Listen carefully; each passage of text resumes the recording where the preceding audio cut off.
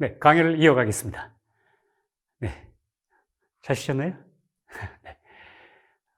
이번 시간에는 변동환율제도와 고정환율제도 이 주제로 여러분께 강의를 올리도록 하겠습니다.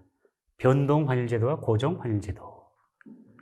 자, 환율제도의 종류, 그러니까 환율의 변동을 어떻게 할 것이냐, 환율이 어떻게 변동하느냐에 따라서요. 첫 번째가 자유변동환율제도입니다. 영어로는 freely floating exchange rate system이죠. 그냥 영어로도 쓰다 보니까 길어서 그냥 이렇게 줄였습니다. freely floating exchange rate system. 자유변동환율제도가 있고요. 그 다음에 이제 저쪽, 이 반대편에는 고정환율제도. fixed가 고정식이라는 거죠. fixed exchange rate system입니다. fixed exchange rate system, 고정환율제도고요. 이 중간, 고정환율제도와 자유변동환율제도의 이 중간지대에 있는 것이 이른바 관리변동환율제도입니다. Managed Floating Exchange Rate System이죠. 관리변동환율제도. 이 세 종류의 환율제도에 대해서 여러분께 조금 더 자세히 설명드리도록 하겠습니다. 자, 자유변동환율제도는 시장 수급에 의해서 외환시장이 있죠. 외환시장. 지금은 제가 조금 전에 현실의 외환시장을 설명드렸고, 다시 경제학에서 말하는 추상적인 시장, 수요와 공급이 만나는 그런 추상적인 시장으로 돌아와서 시장 수급에 의해서 환율이 자유롭게 변동되는 것, 자유롭게. 그대로 되게 되면 수요가 많아지면 환율 올라가고 수요가 작아지면 환율 떨어지잖아요. 그죠? 그러면 이렇게 이 수급에 따라서 자유롭게 환율이 변동하는데 그 변동하는 것에 법령상 제약을 두지 않습니다. 그러니까 중앙은행이 그 외환시장에 기계적으로 개입한 건 당연히 없죠. 기계적으로 개입 안 해요. 기계적으로. 그 외환 보유고 확충하기 위해서 들어가서 그 달러를 사들인다. 그런 기계적 개입이 아니죠. 그거는 어떤 정책적 목적으로 고환율을 유지해야 되겠다라거나 외환 보유고를 확충해야 되겠다 그래서 들어가는데 이때 그 중앙은행도 그냥 일반 그 시장 참여자하고 같이 들어가서 자기가 사는 것 때문에 환율이 올라가는 거 그대로 두는 거예요. 자기가 파는 것 때문에 환율이 떨어진다. 그것도 그대로 두는 거고. 예. 자기가 참여 안 했는데 환율이 올랐다. 그것도 그대로 두는 거고. 기계적으로 개입하는 건 없습니다. 기계적으로. 어떤 공식에 따라 개입하는 건 없습니다. 현재 많은 나라가 선진국들을 포함한 가장 많은 나라들이, 가장 많은 수의 나라가 이 제도를 채택하고 있습니다. 이 제도가 채택되게 된 역사적 배경은 제가 나중에 기회가 되면 설명드리도록 하겠습니다. 제가 지금까지 드려온 본 강좌의 주요 내용은 사실 이 자유변동환율제도를 전제로 해가지고 만든 이론들로 구성이 되어 있죠. 제 강의 내용은요. 그렇습니다. 자유변동환율제도를 전제로 해서 제가 여러분께 설명을 드렸습니다. 실제로 선진국을 비롯한 대부분의 나라, 아주 많은 나라들이 이 자유변동제도를 채택하고 있고요. 두 번째가 관리변동 환율제도입니다. 수급에 의해서 환율이 변동하는 거 허용은 하는데 전폭적으로 허용하는 게 아니고요. 그 변동의 폭 같은데 법령상에 제약을 둡니다. 법령상에 제약을 두고 이렇게 제약을 두다 보니까 환율이 예를 들어서 막 다 오르고 있을 때 너 그만 오르게 하기 위해서는 가만히 있으면 계속 오르잖아요. 그러니까 중앙은행이 이런 경우에는 개입을 합니다. 개입을 해가지고 환율이 자꾸 오르려고 그러면 그때 중앙은행이 기계적으로 개입해서 그 수준에서는 외환을 팔고요. 또 자기가 어떤 밴드를 정해놨는데 요 안에서만 움직이라고 밴드를 정해놨어요. 밴드를 정해놨는데 그 밴드 밑으로 또 환율이 떨어지려고 하게 되면 중앙은행이 빨리 들어가서 이거를 사들여줍니다. 이렇게 중앙은행이 기계적으로 개입해야 되는 경우도 있습니다. 이 관리변동환율제도 하에서는요. 현재 중국을 비롯해서 일부 국가들이 이 제도를 채택하고 있습니다. 그러나 이 강좌의 주요 내용은 이 관리변동환율제도 하에서도 큰 오차 없이 적용될 수 있습니다. 세 번째가 고정환율제도입니다. 시장에서 자유롭게 수요 공급이 형성이 되지 않습니까? 그런데 시장에서 수요 공급이 어떻게 생기든 간에 법령에 의해 갖고 환율을 사전에 고시한 수준으로 장기간 고정시킵니다. 오늘부터는 별도의 그 고시가 있을 때까지 뭐 달러를 무조건 1,000원에, 물론 매매 기준이겠지만 1,000원에 이렇게 거래하세요 이렇게 얘기를 합니다. 그런데 그 1,000원에 그 자연스럽게 생성되는 수요 공급이 딱 일치해주면 좋은데, 예를 들어서 그 수요가 엄청나게 많을 수도 있잖아요. 수요가 엄청나게 많을 때는 어떻게 되나요? 그러면은 제가 조금 이따 설명드리겠지만, 그런 경우에는 중앙은행이 그 수요가 초과 수요분만큼을 중앙은행 보유 외환을 갖고 그 시장에다 팔아가지고 그 정부가, 정책 당국이 사전에 고시한 환율수준이 유지되도록 해주는 겁니다. 반대의 경우에는 또 그 사들여야 되겠죠. 이렇게 해서 반드시 중앙은행이 기계적으로 개입해야 됩니다. 여기 써 있네요. 외환 수급의 과부족분을 초과 수요나 아니면 초과 공급이 있을 때 그 과부족분을 그 중앙은행이 의무적으로 매도 또는 매수에 주어야 합니다. 예를 들면 그렇습니다. 이게 고정환율제도입니다. 여러분 그냥 흔히 고정환율제도 그러면요, 경제학 교과서에서 보게 되면 이 부분이 강조가 안 돼 있고 그냥 환율을 고정시킨 제도. 환율이 고정돼 있을 때는 뭐 그 환리스크 부담이 없기 때문에 뭐 수출업체나 수입업체가 그 계획을 짜기도 편하고, 그러니까 향후 계획을 짜기도 편하고, 뭔가 안정적으로 거래가 된다. 이런 식의 표현이 이런 식의 설명을 위주로 하기 때문에요. 제가 학생들을 상대로 이렇게 가끔 학생들이 이해하고 있는 부분을 제가 이렇게 이해하는 정도를 보게 되면, 그냥 고정환율제도는 그 나라에서 법령에 의해 사전에 고시만 하면은 그냥 환율이 고정된다고 이렇게 생각하시는 분들이 계시더라고요. 아닙니다. 가만히 두면 고정 안 됩니다. 중앙은행이 기계적으로 개입해야지만 고정이 되는 겁니다. 조금 자세하게 설명을, 그림을 드리도록 하겠습니다. 자, 그림. 이게 이제 달러, 그냥 편의상 달러를 할까요? 환율이죠, 달러 값. 환율. 달러 값이죠. 그 다음에 여기는 이제 외환의 양, 달러량이라고 그럴까요? 달러량. 달러의 양이죠. 외환의 양이죠. 그러면, 지금 이제 이렇게 이게 외환 공급이죠. 외환 공급. 외환 공급이 이렇게 환율에 대해서 외환 공급선이 형성되고 외환 수요선이 이렇게 형성될 때. 자, 변동환율제도는 어떻게 합니까? 변동환율제도 하에서는 공급과 수요가 일치하는 이 지점에서 환율이 자유롭게 여기서 결정이 됩니다. 그래서 1,000원 이런 식으로 결정이 됩니다. 그래서 만약에 외환 수요가 늘어났다, 증가했다 그러면 이 지점에서 환율이 뭐 1,200원이면 1,200원으로 이렇게 결정될 수 있습니다. 외환 공급이 또 늘어났다. 그러면 또 이 지점이 만약에 이 지점이 외환 공급이 이렇게 돼 있다 그러면요. 그러면 이를테면 800원에서 환율이 형성되는데 이게 100원으로 갔다 뭐 1,000원, 100원으로 갔다 1,200원으로 갔다 이렇게 1,000원에서 1,100원, 뭐 1,200원, 900원, 800원 이렇게 그날 움직일 때 외환 당국에서는 쳐다만 보는 겁니다. 네. 그 관여를 안 합니다. 그냥 이렇게 자유롭게 움직이도록 두는 게 이게 바로 자유변동 환율제도입니다. 자유변동 환율제도. 그러면 이제 그 관리변동 환율제도는요, 이를테면 뭐 이런 식입니다. 그 아침에 시작할 때 장 시작 가격은 전일 종가를 해라. 뭐 이렇게 이제 한 수가 있어요. 어저께 종가가 1,000원이었다고 치면 오늘 그 스타트 시점은 반드시 1,000원이에요. 1,000원으로 해놓고서 거기에 이제 이를테면 밴드를 정합니다. 하루에 뭐 얼마 플러스 마이너스 얼마까지만 변동해야 된다는 식으로 변동폭을 이렇게 밴드를 제한해 줍니다. 밴드를. 이게 이제 밴드예요. 변동폭 밴드입니다.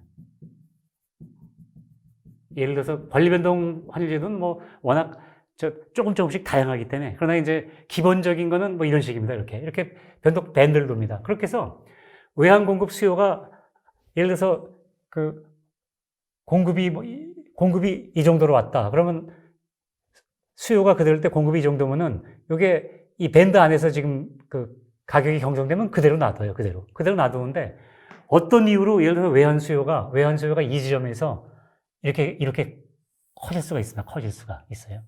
그날 외환 수요가 이렇게 커지게 되면 변동환율제도, 자유변동환율제도에서는 환율이 어떻게 결정되죠? 여기 예를 들어 1,200원 여기서 결정이 되는 겁니다. 두는 건데 관리변동환율제도 하에서는 당국에서 이 변동급 밴드를 정해놨잖아요. 그러니까 2 이상 올라가면 안 돼요. 2 이상 올라가면 안 돼. 환율이 예를 들어서 뭐 얼마로 1,050원이라고 그럴까? 예를 들어서 1,050원 이상 올라가면 안 돼요. 그러면 그대로 두면 1,200원이 될 텐데, 그대로 두면 1,050원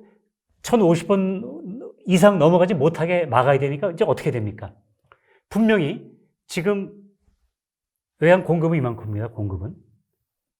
공급은 이만큼이고 수요가 이만큼이니까, 그러면 이 수요가 이렇게 증가하면서 환율이 1,000원에서 1,010원, 20원, 30원 계속 올라가겠죠, 그날. 그러니까 올라가다가 이제 1,050원이 됐으면 1,050원이 되면 그러면 중앙은행이 기계적으로 개입합니다. 개입해서 1,050원에서 중앙은행 보유 외환을 매도를 합니다.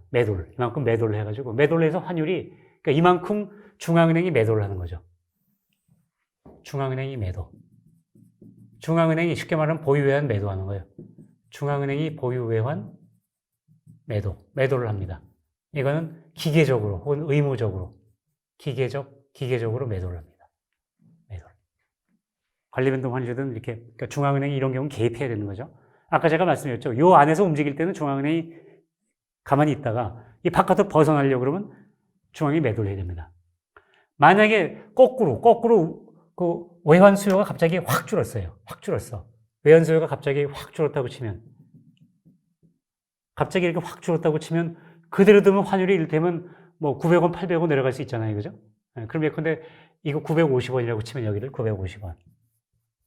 950원이 하한선이라고 치면 이 하한선보다 내려가서 800원이 형성될 것 같은 그런 날은 중앙은행이 어떻게 하는 거죠? 중앙은행이 그대로 두면 환율이 떨어지니까 이제 중앙은행이 이거하고 공급이죠. 공급이 요 차이겠죠. 요 차이만큼을 어떻게 주는 겁니까? 중앙은행이 매수를 해줘야죠. 매수를 해줘야 됩니다. 중앙은행이 기계적으로, 의무적으로 혹은 기계적으로 매수를 해줍니다. 매수해줘가지고 환율이 더 안 떨어지게 매수를 여기서 이만큼 매수를 해주는 거예요. 네, 매수를. 그러니까 초과 공급이 생겼잖아요. 초과 공급분을 중앙은행이 매수해주는 겁니다. 이 초과 공급분이죠. 초과 공급분. 이게 초과 공급분은 중앙은행이 매수해주고, 이 경우는 초과 수요분이죠. 초과 수요분만큼 중앙은행이 보유를 매도합니다. 여기서는 초과 공급분만큼 중앙은행이 매수를 해주는 거죠. 그러니까 관리변동 환율제도 하에서는 이렇게 중앙은행이 기계적으로 개입을 해야 되는 경우가 왕왕 발생합니다. 이제 만약에 이제 그날 종가가 여기서 끝났다. 1,050원에서 끝났다. 그러면 이제 어떻게 하는 거예요? 1,050원이 끝나면 그 다음날 그 출발점은 1,050원에서 시작합니다. 1,050원에서 이제 밴드가 그 다음날 이렇게 형성되겠죠. 또 그렇게 형성돼가지고 이런 방식으로 보통 관리변동 환율을 운영을 합니다. 그러니까 환율이 조금씩 이제 이 수요와 공급, 그러니까 자연적인 수요와 공급이 일치하는 이 균형 수준에 도달하는데 좀 시차가 생기는 거죠. 네, 이렇습니다. 그 다음, 이제 고정환율제도에 대해서 그림으로 설명드리도록 하겠습니다. 고정환율제도.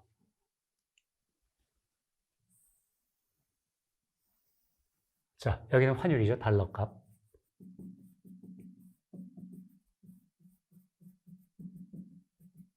고정환율제도, 여기는 달러와의 양이겠죠. 달러와의 양. 제가 그냥 막 써서 죄송합니다. 달러와 양.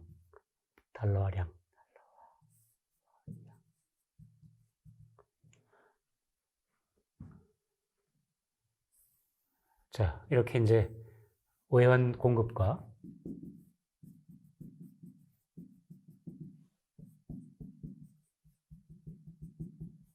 외환 수요가 형성이 됩니다. 그러면은, 자, 이렇게 돼 있는데, 고정환율, 고시를 해놓습니다. 고시를. 지금 이 수준은 자연스럽게 두면은 이게 그 1,000원으로 형성이 될 텐데. 고시 환율이 얼마냐면 이를테면 900원이라고 칩시다. 900원. 900원을 딱 묶어놨어. 아예 그냥. 딱 묶어놨습니다. 이거를 쫙 묶어놨어요. 이게 이제 고정 환율이에요. 고시 환율이죠. 고시 환율이자 고정 환율이죠. 환율 다 고정해놨어요. 그러면 자유변동 환율 제도라면서 공급과 수요가 이렇게 형성되어 있을 때는 1,000원으로 형성되는데 900원을 지켜야 되잖아요. 그러면 어떻게 해야 될까요? 지금 이 900원에서는 당연히 초과 수요가 생겨 있죠. 외환 초과 수요가 생겨 있습니다. 초과 수요. 그러면 그 중앙은행은 의무적으로 이 초과 수요분만큼을 자기가 팔아야 됩니다. 팔아야 된다. 중앙은행은 의무적으로 중앙은행은 의무적으로 초과 수요분만큼 외환을, 달러화를, 보유 외환을 매도해줘야 돼요. 의무적으로 매도해줘야 됩니다. 팔아줘야 돼요. 팔아주게 됩니다. 그러면 이제 문제는 뭐냐면 이게 오늘 하루만 이러면 괜찮은데 만약에 이런 상태가 이렇게 초과 수요가 생긴 상태가 계속 하루, 이틀, 사흘, 한 달, 두 달, 석 달, 넉 달 이런 식으로 1년까지 간다면 어떻게 될까요? 만약에 어떤 이유로 인해서 자본 유출이 많아졌다 그래가지고 외환 수요가 확 늘어나면 초과 수요가 점점 커지거든요. 그러면 초과 수요가 생기고 있으면 계속 그 중앙은행이 이거를 초과 수요를 보존을 해주기 위해서 계속 매도를 해줘야 돼요. 매도를. 근데 이거 가능할까요? 가능하겠습니까? 매도를? 처음에 매도해 주는데 중앙은행이 이 보유 외환을 매도하게 되면 어떻게 되는 거죠?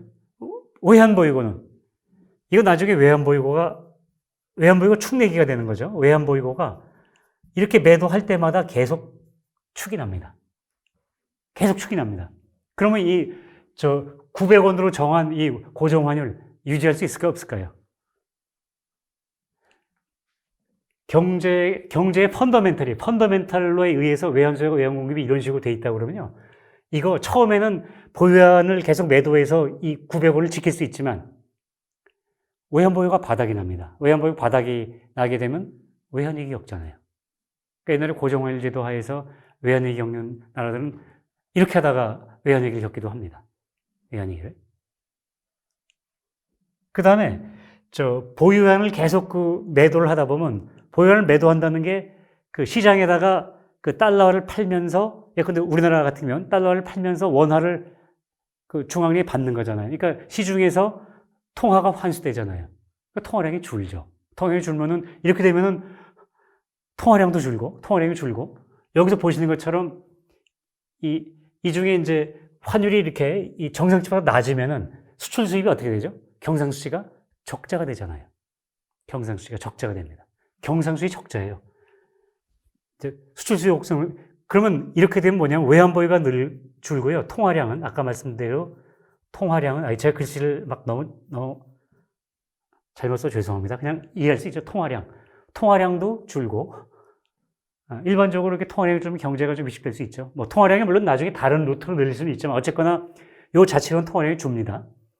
그 다음에 뭐 통화량은 나중에 뭐 다른 방식으로 대내적으로 또 늘릴 수 있는 방법이 있겠지만 국내 금융정책으로 외환 보유는 줄고 경상수지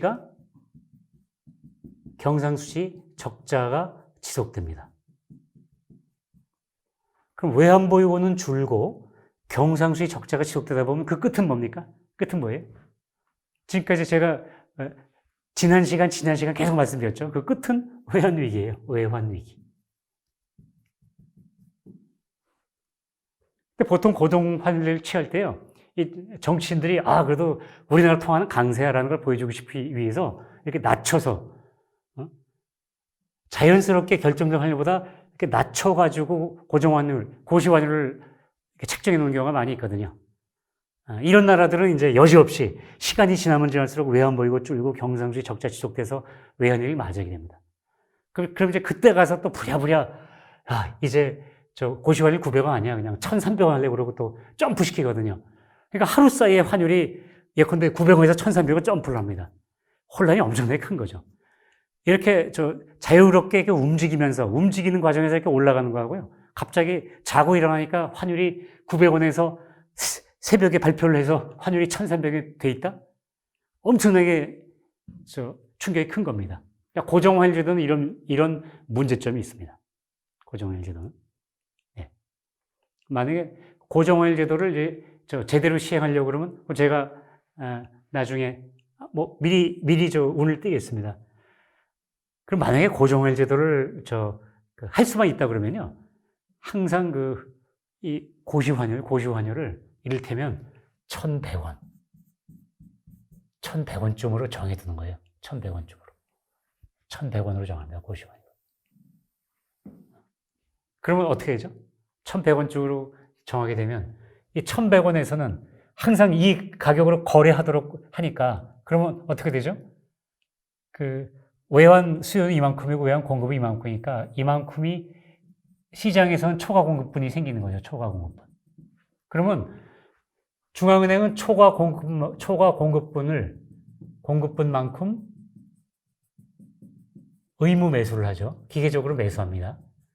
그럼 매수하게 되면 어떻게 되죠? 외환 보유고가 어떻게 됩니까? 외환 보유고가 확충이 되는 거예요. 자연스럽게. 자동적으로. 외환 보유가 올라가고 또 환율이 이렇게 고환율이잖아요. 고환율이 되게 되니까 경상수지는 흑자가 돼요. 경상수지는 흑자가 됩니다. 이러면 경제가 건실해지죠. 그래서 고정환율을 한다 그러면요. 무슨 자존심 같은 거 생각하지 말고 자존심을 생각하려고 그러면 그래도 우리나라 통화가 강세야. 환율이 낮다는 얘기는 자국 통화가 강세잖아요. 우리는 이렇게 우리 돈은 밖에 나가서 써도 아주 이렇게 비싼 돈이야. 가치가 있는 돈이야. 이렇게 하면서 폼을 잡을 게 아니고요. 여기다가 고정환율 여기다 정해야 됩니다. 여기다 정해놓고서. 그렇게 되면은 자연스럽게 외환 보이고 쌓이고 기계적으로 이 초과공급만큼 외환을 매수하니까 외환 보유가 쌓이죠. 또 환율이 고환율이잖아요. 고환율.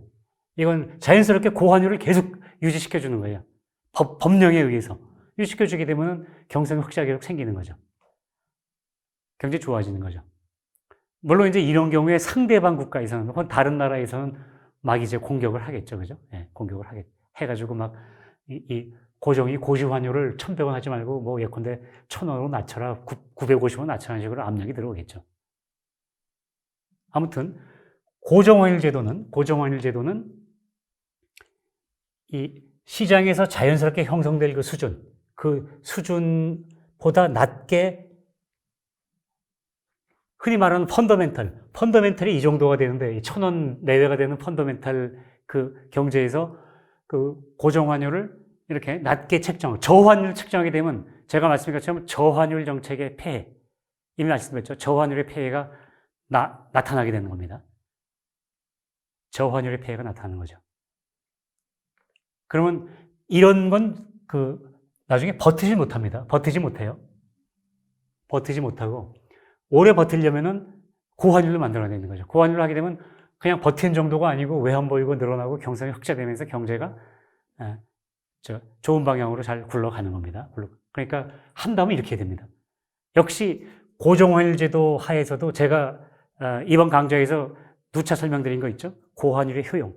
고환율의 효용을 생각해서 만약에 고정환율 제도를 시행해야 한다면 고시환율을 이렇게 높여놔야 되는 겁니다. 또 이렇게 해서 나중에 펀더멘털, 외환 수요 공급 곡선이 또 예를 들어서 이렇게 그대로 두게 되면 1,200원이 생겼다. 외환 수요가 자본 유출이 늘어나고 등등 해가지고 만약에 그런 일이 생기면 또 그때는 고시환율을 바꿔가지고 1,300원으로 1,400원 해놓고 이런 식으로 해가지고 항상 제가 말씀드린 고환율이 유지되도록 고정환율 제도를 시행한다 그러면 그 고정환율 제도는 오래 갈 수 있고 성공할 수 있습니다. 물론 주변 국가에서 바꾸라고 압력을 넣죠. 예. 고시환율 내리라고 압력을 넣습니다. 네. 제가 이번 시간에는 이제 변동환율 제도하고 고정환율 제도에 대해서 설명을 드렸습니다. 참고로 이제 변동 환율 제도에 대해서는 뭐 이 강좌에서 여러 차례 설명드렸기 때문에 더 이상 설명드리지 않아도 되겠죠, 그죠? 네, 변동 환율 제도에 대해서는.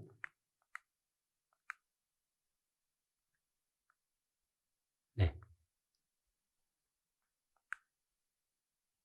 네. 그렇습니다. 참고로 이제 여기서 초과 공급받고 의무 매수를 해주면요. 여기서 의무 매수를 해준다는 얘기는 달러를 사들이면서 이제 원화를 푸는 거잖아요. 그러니까 이 행위에 의해서는 통화량은 증가를 하는 거죠. 뭐 통화량이 증가하게 되면 다른 루트를 통해서